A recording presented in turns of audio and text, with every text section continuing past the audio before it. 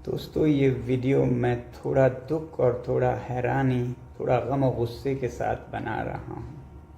अपने भाइयों और बहनों के छात्रों के लिए 26 दिन भूखा रहने के बाद, जिसमें कि मेरे 11 किलो शरीर ख़त्म हो चुका है, मसल्स चले गए हैं, ऑर्गन और दिमाग पर इरिवर्सिबल डैमेज लगभग होने के कागार पर पहुंचा है, और वो भी लद्दाख की कड़कती ठंड से दिल्ली की तपती धूप में बैठकर ये सब करने के बाद क्या मुझे किसी से कैरेक्टर सर्टिफिकेट लेनी होगी कि मेरा अनशन कितना पवित्र था?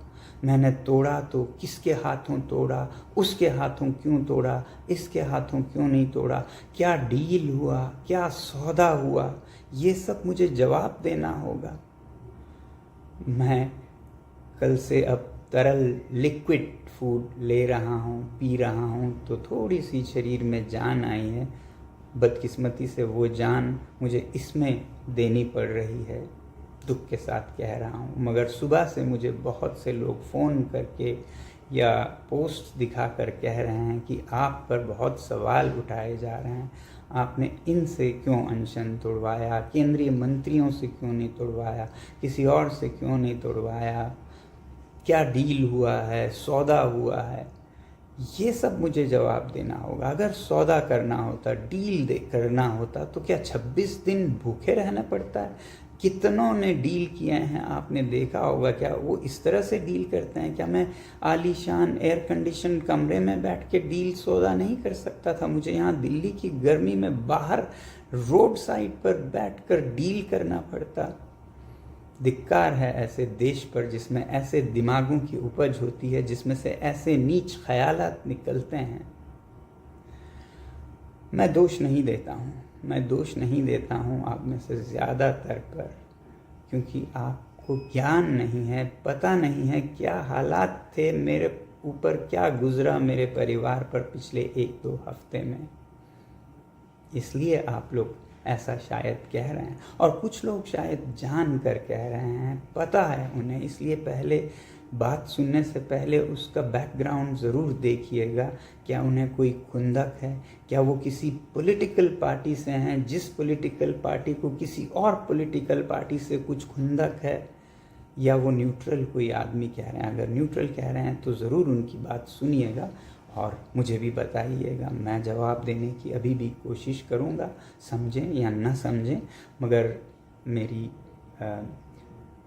सद्भावना है और मेरा आपके साथ सिंपैथी है। अगर आपको नहीं मालूम है क्या हुआ इन दिनों में और किन हालातों में क्यों अनशन तोड़ा और क्यों इस तरह से तोड़ा, पहले तो मैं आपको ये बताऊं कि जब मुझे सफदरजंग अस्पताल ले जाया गया ज़बरदस्ती 18 तारीख को पकड़कर, तो वो सिर्फ अस्पताल नहीं था, वो एक छावनी थी, वो एक जेल था, जहाँ पर मुझे ऐसे रखा गया जैसे कोई कैदी भी शायद ही रहता हो। हर चीज़ पर पाबंदी थी, बाहर नहीं जा सकता था कमरे से, कोई परिंदा भी पर नहीं मार सकता था हमारे कमरे तक, किसी से मिलने का कोई वो नहीं था अधिकार। मुझे सिर्फ 3 रिश्तेदार रह सकते थे, कोई संचार का मोबाइल फ़ोन, लैपटॉप नहीं रख पाता था मैं, कहीं कोई कुछ संदेश नहीं भेज पाता था। आप लोगों को मैं किसी तरह नैपकिन पेपर पर लिख कर भेजता था, वो भी कभी कभी ज़ब्त किए जाते थे ज़्यादातर। और मुझसे मिलने मेरे रिश्तेदार, मेरे दोस्त जो लद्दाख से आते थे, ख़ास हवाई जहाज़ के लंदन के बराबर टिकट देके, उन्हें भी वापस कर दिया गया। ये सब इल्लीगल था, ये सब एक तरह का नॉर्थ कोरिया बन गया था हमारा देश, और ख़ासकर जहाँ मैं था ये एक जेल खाना था। और ऐसे हालात में कई दिन गुजारने के बाद गीतांजलि, उनकी सूझबूझ और उनका कमाल है कि उन्होंने संडे, रविवार के दिन भी, जो कि 19 तारीख थी, रविवार के दिन भी दिल्ली हाई कोर्ट के हियरिंग बिठवाई और उसमें ये अपील किया, और उसमें ये कहा गया कि मैं डिटेंशन में नहीं हूँ, और उसके बाद भी ये सारा पहरा जारी रहा। फिर मंडे 20 तारीख को फिर से सिंगल बेंच हाई कोर्ट में अपील की गई, जहां रिजेक्ट हुआ। फिर 21 तारीख को ट्यूसडे डबल बेंच हियरिंग बिठाई गई, जिसमें फाइनली ये डिक्लेयर किया गया कि मैं जहां जिस अस्पताल में भी जा सकता हूं और आज़ाद नागरिक हूं। मगर उस दिन भी आपको नहीं मालूम है किन हालतों में मैं रहा। हाई कोर्ट के आदेश के बाद भी मुझे सफदरजंग से जाने नहीं दिया गया, ये कहकर कि हमें ऑर्डर नहीं आया है। 2 बजे शायद ऑर्डर दी गई, 7 बजे तक ऑर्डर को रोक के रखा गया और उन्हें नहीं दिया गया ताकि मैं न जा पाऊँ। पता नहीं मंसूबा क्या थी उनकी। रोक कर 3 घंटे सामान पैक करके हमें बिठाया गया। फिजिकली लड़ के झगड़ के हड़ताल के अंदर और एक हड़ताल करके ज़मीन पर लेटकर जो ताकत 22वें दिन मेरे में थी, वो जोर लगाकर मुझे बाहर ज़बरदस्ती निकलना पड़ा। आपको नहीं मालूम है। Ask them to arrest me. I'm a free citizen. Ask them to arrest me. Yes, arrest me. What is this? Giving me for 3 hours here on 25th day of my hunger. You all are harassing me. Not harassing you. Yes, you. If I die of stress, it will be your responsibility. What order does it number want? लेके आप लोगों को बदतमीजी कर रहे हो, order लेके आओ। हाँ, Please open. I'm going. Arrest me if you want. bloody third class people. आप जबरदस्ती क्यों बात कर रहे थे? Shameless people. This is government or this is a butcher. वो अभी अपने हॉस्पिटल का Please step aside. Arrest me if you want. You arrest me. Arrest me. You can stop me wherever. Let the nation know how. Sir, we have sent you the order number. Okay, I have sent this doctor. order तब- ready. Sir, bar and bench का पूरा news भेजा है।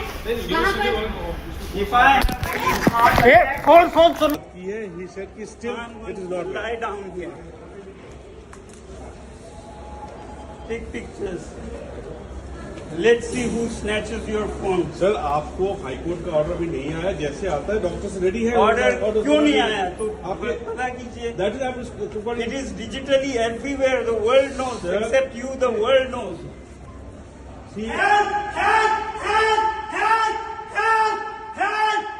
मैंने भी ये videos जारी नहीं किए, ये सोचकर कि किसी मासूम, तो क्या कहूँ, हेल्पलेस पुलिस अधिकारी के चेहरे आ जाएं, उनके नौकरी पर बात आ जाए, इसलिए नहीं रिलीज़ किया। अब ये बात आई है तो मैं कुछ अंश दिखाऊंगा। ये वीडियोस भी बाहर ना जाएं, इस पर हमारे फ़ोन पर छीना झपटी हुई, तोड़ फोड़ हुआ और हमने किसी भी तरह ये वीडियोस रखे, मगर मैं रिलीज़ नहीं कर रहा हूँ। छोटा आपको एक नमूना दिखाऊंगा। ऐसे हालात से हम गए मेदांता हॉस्पिटल गुड़गांव में। हमने सोचा अब हम आज़ाद नागरिक हैं, यहाँ पर आज़ादी होगी, मगर नहीं। हमें बाद में पता चला यहाँ भी वैसी ही छावनी बनाई गई। यहाँ भी बाहर 5-10 पुलिसकर्मी, नीचे 200-300 पुलिसकर्मियों के दस्ते, पूरा हॉस्पिटल एक तरह का छावनी कैंप मिलिट्री बना दिया गया। किसी को मुझसे यहाँ भी मिलने नहीं दिया गया। बाहर जाने पे पाबंदी, हर चीज़ पे पाबंदी लगाई गई। ऐसा मेरे साथ ट्रीटमेंट किया गया। अभी भी हो रहा है, अभी भी हो रहा है। आप लोग आके देखिएगा, बहुतों में आप लोगों ने देखा है।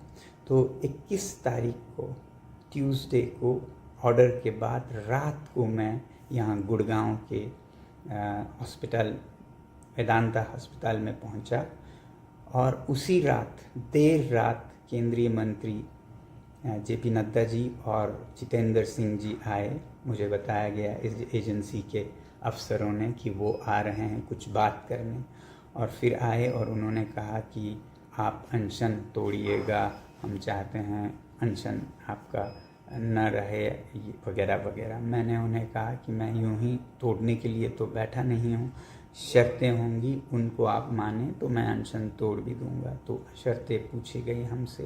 मैंने कहा अकाउंटेबिलिटी इन एजुकेशन मिनिस्टर का रेजिग्नेशन, वैसे ही मैंने कहा जो छात्र हैं सुसाइड विक्टिम्स उनको कॉम्पनसेशन दिया जाए, पार्लियामेंट में इस इशू पर और अकाउंटेबिलिटी पर पूरा बहस किया जाए। और एक नया हमने जोड़ा कि जो भी छात्र सीजेपी के और बाकी उनके लीडरशिप जिन्होंने प्रदर्शन किया है पीसफुली जंतर मंतर पर और फिर 20 मार्च को संसद मार्च किया, उनमें से किसी पर भी कोई कानूनी कार्रवाई नहीं किए जाएंगे, एफआईआर नहीं किए जाएंगे, तब मैं ये अनशन तोड़ूंगा। तो उन्होंने एक दो को तो मानने की रजामंदी जाहिर की, 2-3 पर वो पूछ के बताएंगे ऐसा कहा और फिर वो चले गए। अगले दिन शायद वो आएंगे ऐसा मुझे बताया गया था कि आप तोड़िएगा, हम इस पे बात करके आएंगे और हाँ हम आपको अनशन तोड़वाएंगे। मगर मैं नहीं चाहता था कि मैं अनशन उनके हाथों तोड़ूं, केंद्रीय मंत्रियों के हाथों। इसीलिए मैंने मांग की कि जो हमारे अलग अलग दलों के राजनीतिक दलों के सांसद हैं वो सब जितने आ सकें आएँ और फिर हमारे छात्र नेता सीजेपी के आएँ और लद्दाख के जो नेता लद्दाख से यहाँ आए थे वो आएँ और उन सब के उपस्थिति में मैं अनशन तोड़ूं। अगले दिन मैंने इसके लिए उम्मीद की और आए भी लोग यहाँ पर। मगर अगले दिन सांसद आए कोई 15 से 20, उन्हें किसी को अंदर नहीं आने दिया गया। बाहर गेट पर खड़ा कर 3-3, 4-4 घंटे इंतज़ार करवाया गया। सीजेपी के हमारे छात्राएं आई थी, उनको भी रोक कर रखा गया। लद्दाख के नेताओं को तो पूरा आधा दिन इंतज़ार करवा के शाम को खाली हाथ लौटा दिया गया। इस तरह से उन पर क्रूरता से व्यवहार किया गया। मुझसे एक आज़ाद नागरिक से, जिसे दिल्ली हाई कोर्ट ने आज़ाद डिक्लेयर किया था, उससे मिलने तक नहीं दिया गया। अब हम इस पर कंटेम्प्ट ऑफ कोर्ट का कार्यवाही शुरू करने की सोच रहे हैं। अगर कोर्ट ने हमें कहा कि हम जहाँ चाहें जा सकते हैं, मिल सकते हैं, तो किसने और क्यों ऐसे लोगों को रोका है? तो पूरा दिन जो 22 तारीख का था वो इसी में चला गया और जो केंद्रीय मंत्री थे वो तो आए नहीं, वो अपने मीटिंग्स करते रहे। हाँ, उन्होंने एजेंसीज़ के ज़रिए मुझसे हम ये मानेंगे, ये नहीं मानेंगे, ये नेगोशिएशन पूरा दिन चलता रहा, अगले दिन तक भी, जिसमें वो इस्तीफ़ा राज़ीनामा जो धर्मेंद्र प्रधान जी का है उस पर तो वो टाइम लेना चाहते थे, अभी हम नहीं कह पाते हैं वगैरह वगैरह। कॉम्पनसेशन का उन्हें समस्या नहीं था, पार्लियामेंट में डिस्कशन पे कोई समस्या नहीं थी, मगर जो छात्रों पर कानूनी कार्रवाई नहीं होगी उस पर उन्हें बहुत एतराज़ था। और मैंने कहा इसके बिना मैं अनशन बिल्कुल नहीं तोड़ूंगा। मैं अनशन तोड़ के चला जाऊं और जो छात्र हैं उन पर एफआईआर लगे, सालों साल उन्हें कोर्ट कचहरी में, जेल में, एनएसए में जाना पड़े। मुझे पता है लद्दाख में 24 सितंबर के बाद लगभग 80 नौजवानों पर क्या क्या गुजरी हैं। मैं नहीं चाहता था कि यही यहाँ के सीजेपी के लीडर्स और छात्रों पर, वॉलंटियर्स पर हो, तो मैं उस पर अड़ा रहा कि इसके बिना मैं बिल्कुल अनशन नहीं तोड़ूंगा, चाहे मैं हफ्ता यहाँ पड़ा रहूँ। फिर आखिर उन्होंने कहा ये हम करेंगे मगर रिटन में नहीं दे सकते हैं, हम वर्बली कहेंगे। मैंने लॉयर्स से कंसल्ट किया, दिल्ली के नामी लॉयर्स, वकीलों से। उन्होंने भी कहा कि ये लिखित में तो कभी नहीं देगी सरकार, मगर हाँ वर्बल हो सकता है। मैंने नहीं माना, मैंने कहा जब तक लिखित में नहीं होगा मुझे कोई जल्दी नहीं है, मैं पड़ा रहूँगा भूखा, आप जाइए। मगर देश में जिस तरह से बढ़ता जा रहा था छात्रों का आक्रोश, उसके चलते फिर 23 तारीख यानी कि कल रात को खबर लाई गई कि वो मान गए हैं लिखित में देने के लिए भी कोई छात्रों पर कार्यवाही नहीं होगी। साथियों, मेरा इस मुद्दे पर सबसे ज़्यादा ध्यान था कंडीशंस में से कि ये जो लीगल एक्शन है, ये एफआईआर्स हैं उस पर, ना कि इस्तीफ़ा पर। जो रेजिग्नेशन है वो भी एक कारण है।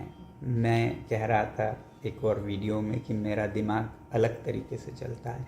मैं इस रेजिग्नेशन को बहुत ज़रूरी मेरे द्वारा करवाना नहीं समझता हूँ। आपको पता है ये रेजिग्नेशन जो कि छोटी सी बात है इस सरकार के लिए, ये ऐसा न करने से उन्हें कितना नुकसान हो रहा है। पूरे देश में उनकी नाम बदनाम हो रही है, गुस्सा हो रहा है, नफ़रत कर रहे हैं लोग। मुझे ये पता था कि इस तरह से वो ज़्यादा टिक नहीं पाएंगे। वो रेजिग्नेशन वैसे ही आज या नहीं तो कल देंगे, और नहीं तो मेरे अनशन तोड़ने के साथ आंदोलन तो ख़त्म नहीं होगा, तो हमारे सीजेपी के जो छात्र हैं वो करवाएंगे। इस पर ध्यान देने से ज़्यादा मुझे छात्रों की रक्षा सुरक्षा पर देना था, ताकि वो जब कार्रवाई करें तो उन पर कानूनी कार्रवाई ना हो, वो कवर में दे सकूं।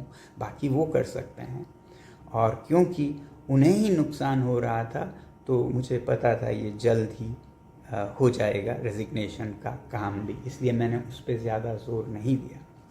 फिर कल रात को लगभग 12 बजे, रात के 12 बजे, जबकि दिन में इतने सारे लोग आए थे, छात्र आए थे, नेता आए थे, एमपीज़ आए थे, जो कि ये अंडरस्टैंडिंग और ये अनशन तोड़ने के लिए आए थे। मेरी डिमांड यही थी कि मैं सबके उपस्थिति में ये अनशन तोड़ूंगा, जहां मंत्री भी होंगे, जिनसे हमने कॉम्पनसेशन लेना है, ये गारंटी लेना है कि कोई कार्रवाई नहीं होगी, उनका उपस्थित होना भी ज़रूरी है।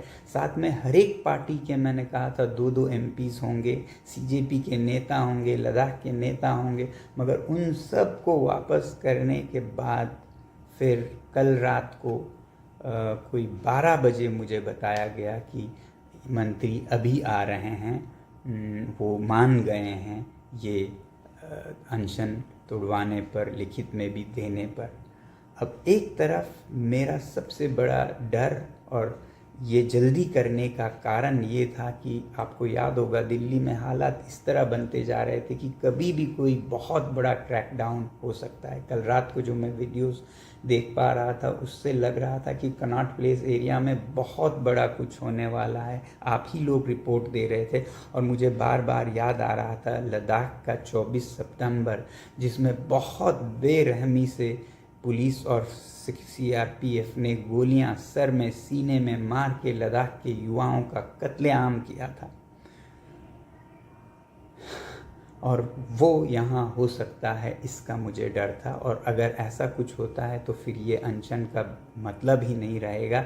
इसलिए अगर मैं अनशन तोड़ूं और ये डिफ्यूज़ कर सकूं तो शायद हिंसा रोक सकूं, ऐसा सोचकर मैं राज़ी हुआ अनशन तोड़ने को। मगर मैंने कहा मुझे इनके उपस्थिति में ही सिर्फ नहीं तोड़ना है, मुझे और लीडर्स को बुलाना है। मगर रात के 12 बजे मैं किसे बुलाता, और बुलाता भी तो घंटे लग जाते, और मिनिस्टर्स वहाँ से लगभग निकल पड़े थे। तो आनन फानन में लद्दाख के जो नेता थे वो एक ही जगह पे रहते थे, चाणक्यपुरी लद्दाख भवन में एक ही जगह पे। तो उनको मैंने बुलाने की कोशिश की। मैंने उन्हें कहा कि लद्दाख के नेता भी होंगे कम से कम, और कोई ना हो तब मैं करूँगा। मगर ये एजेंसीज नहीं मानी। उन्होंने कहा नहीं, आप उनको नहीं बुला सकते हैं, इन्हीं के उपस्थिति में कीजिए। जिस पर मैंने बिल्कुल फुट डाउन करके कहा फिर मुझे कोई साइन नहीं करना है, ना ही अनशन तोड़ना है, रहने दीजिए। फिर वो बात करने लगे। उसी बीच मैंने सोचा इनसे पूछते रहने के बजाय मैंने फ़ोन किया लद्दाख के नेताओं को। मैंने कहा आप लोग गाड़ी लीजिए और चल पड़िए यहाँ के लिए, यहाँ आएंगे, देखा जाएगा। मैं आप लोगों की उपस्थिति के बिना, सिर्फ 2 मंत्रियों की उपस्थिति में बिल्कुल अनशन नहीं तोड़ूंगा। तो लद्दाख के नेता वहाँ से निकल पड़े। जब निकल पड़ने लगे तब उन्होंने फिर मजबूर होकर उनको मदद करने लगे आने में भी। तो वो भी पहुँचे 12:30 बजे, उधर मंत्री भी पहुँचे। और क्योंकि कनॉट प्लेस में इतना बड़ा हादसा का डर था तो मैंने इसे और एक दिन टालने से मना या अच्छा नहीं समझा इसे। और जितना जल्दी मैं ये कह सकूं कि मैं अनशन भी तोड़ रहा हूं, कृपया शांति रखिए, बेहतर होगा देश के लिए। और एक जगह अगर हिंसा हो गई तो तमाम शहरों में हिंसा होगी। आप समझ सकते हैं क्या हो सकता है। आप घर बैठे सोफ़ा पर से इसके साथ क्यों अनशन तोड़ा, उसके साथ क्यों नहीं तोड़ा, बहुत आसान है आपके लिए कहना कि इसमें क्या सौदा हुआ, क्या डील हुआ, बहुत आसान है। अपने ज़बान को ज़रा तोल कर बात कीजिएगा कितना आप हानि कर सकते हैं किसी के दिल को, जो हफ्तों से घर नहीं गया है, सड़क पर बैठा है भूखा प्यासा, उस पर ऐसा बोलते हुए आप लोगों में ज़रा भी रहम नहीं आई। मैं ये पूछना चाहता हूँ। तो ऐसे हालात में जब खतरा था विस्फोटक स्थिति का, तो लद्दाख के नेताओं को लाकर उनके साथ मैंने बाकायदा लिखवा कर लिया कि कोई कार्रवाई नहीं होगी छात्र नेताओं पर, छात्रों पर, सीजेपी पर, और फिर लिखवाया कि कॉम्पनसेशन होगा, पार्लियामेंट में डिस्कशन होगा। हाँ, मैंने अकाउंटेबिलिटी के बारे में उनसे ज़रूर कहा कि आप समय लेके भी करिए, मगर ये करना होगा आपको, जोर नहीं दिया क्योंकि मुझे पता है ये वैसे भी होने ही वाला है, तो मैं और 2 दिन के लिए इसको क्यों टालता। इस जितना जल्दी होता भारत की शांति के लिए ये उतना ही काम आता, ये अनशन का तोड़ना। तो ऐसे हालत में कल मेरा अनशन तोड़ना हुआ। मेरे सबसे बड़ा दुख था कि मुझे उन हालात में तोड़ना पड़ा, रात के 12:30 बजे, जिसमें मेरे साथी जो छात्र हैं वो भी नहीं आ पाए, जो एमपीज़ यहाँ आए थे मिलने के लिए मुझसे, जिनको मैं बुलाना चाहता था दोबारा ताकि मैं उनके उपस्थिति में उनके हाथों से भी लेकर अनशन तोड़ूं, वो नहीं आ पाए। वो मेरे दिल का सबसे बड़ा दुख होगा। मगर फिर कहते हैं ना, कभी किसी को मुकम्मल जहां नहीं मिलता, कहीं ज़मीं तो कहीं आसमान नहीं मिलता। 100% आपको हर चीज़ नहीं मिलता है, आपको निभाना पड़ता है। वही मैं आपसे भी कहूँगा, आप किसी भी विचारधारा के होंगे, आपको बीजेपी से समस्या होगी, आपको कांग्रेस से समस्या, आपको सोनम वांगचुक से समस्या होगी, मगर हर चीज़ में आपकी तमन्नाएं पूरी नहीं होंगी। खुंदक जो आपका है वो शायद पूरा नहीं होगा। कहीं पर हमें बैलेंस देखना पड़ता है। कहते हैं ताश के खेल में जीतने वाला वो नहीं है वो जो ज़्यादा किस्मत जिसकी चलती है, बल्कि वो है जिसे कब उठकर जाना है ये समझ आता है। तो मैं यही सोच रहा था, अब इसे रोकना होगा, नहीं तो अनर्थ हो सकता है देश में। तो ऐसे हालात में कल 12:30 बजे मैंने अनशन तोड़ा। अगर ये गलत था तो मैं कसूरवार हूँ, मुझे सज़ा दीजिए या मुझे माफ़ कर दीजिए। मैं शायद फिर ऐसा कभी गलती ना करूं कि अपना पूरा ज़िंदगी दे के दिल्ली के सड़क पर इन हालातों में रहूं। मगर नहीं, मेरा ख़्याल ये है कि आप अनजान हैं, आपको ख़्याल नहीं है क्या यहाँ हालात थे, कैसे मुझे रखा गया है, इस दिल्ली को कैसे नॉर्थ कोरिया बनाया गया है, जिस पर कि सवाल उठने चाहिए, जिस पर कि हम कोर्ट में भी चैलेंज करेंगे कि कैसे नागरिकों को ऐसे ट्रीट किया जाए जब दिल्ली हाई कोर्ट अपने फैसले सुनाती है। ये एक अलग चैप्टर है, मगर जो भी गुजरा है उसके बावजूद ये सब सहते हुए भूख के ऊपर ये सब हमने किया है। आपके लिए कहना बहुत आसान होता होगा, मगर हमारे लिए हर चीज़ में से गुज़रना, उसे जीना और उसमें से फिर निकल कर आना उतना आसान नहीं है। तो थोड़ी सी आप भी मन में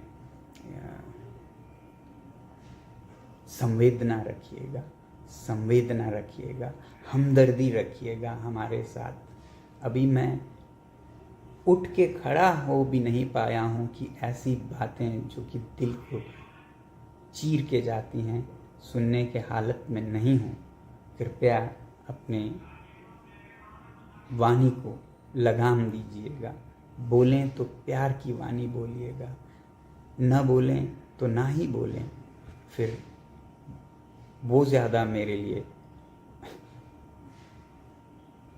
मरहम होगा। आज इतना ही। धन्यवाद। जय हिंद।